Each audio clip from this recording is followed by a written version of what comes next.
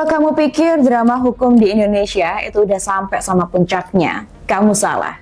Karena hari ini plotnya berubah dari kasus korupsi biasa jadi thriller yang mengerikan. Ex-Jampitsus Febri Adriansyah, orang yang dulu ditakuti para koruptor, kini resmi ditahan. Tapi lihat baik-baik videonya. Dia berjalan tanpa borgol dan tanpa rompi orange. Dan yang paling bikin merinding, di tengah meledaknya kasus ini, asisten pribadi atau Pramuwisma Febri dilaporin meninggal dunia dengan sangat janggal. Ada apa sebenarnya? Welcome to Pojok Pintar. Siapkan akal sehatmu, kita bedah misteri mafia hukum di Indonesia. Semua orang tahu siapa Febri Adriansyah. Dia adalah wajah Kejaksaan Agung dalam membongkar mega korupsi seperti kasus Timah dan BTS. Tapi hari ini, institusinya sendiri seolah membuang dirinya. Kejaksaan Agung yang biasanya melindungi korpsnya, justru secara mengejutkan tampil di publik dan membeberkan sendiri modus operandi mantan bintangnya ini. Kasusnya sih bergulirnya cepet banget ya sob. Febri langsung ditahan. Tapi bukan di rutan kejaksaan, melainkan dititipkan di rutan KPK. Apakah ini langkah bersih-bersih murni dari Kejagung?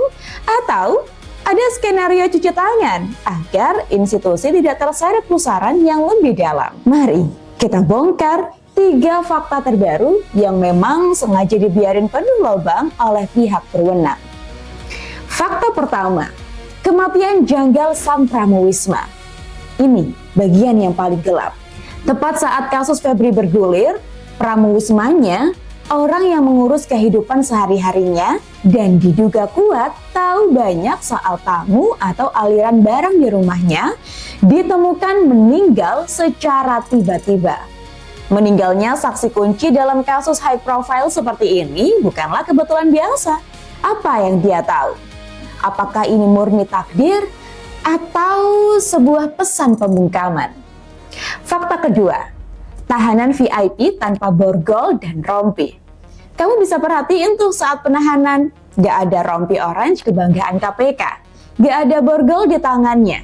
Dia melenggang masuk layaknya tamu kehormatan.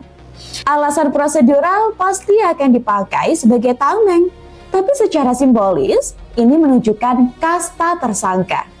Hukum kita tuh seakan mengkonfirmasi. Biarpun dia tersangka, elit penegak hukum tetap punya privilege yang tak tersentuh membedakan mereka dari tahanan biasa. Fakta ketiga, modus operandi dan rutan KPK. Kejagung secara terbuka membeberkan kasus operandi dari Febri. Tapi yang menarik, kenapa dia ditahan di rutan KPK? Alasan resminya mungkin soal keamanan dan netralitas penyidikan. Tapi di balik layar, publik bertanya, mungkinkah ini tukar guling sandera antar lembaga hukum yang selama ini kita tahu sedang perang dingin? Melihat semua kejanggalan ini, publik dibuat muak sekaligus ngeri. Netizen dengan cerdas tuh nyimpulin ini bukan lagi soal penegak hukum, tapi soal survival of the fittest di antara para serigala berbulu domba. Ketika saksi kunci di level bawah bisa tiba-tiba hilang nyawa, dan pejabat level atas masih dapat fasilitas VVIP tanpa borgol, rakyat sadar bahwa keadilan hanyalah ilusi.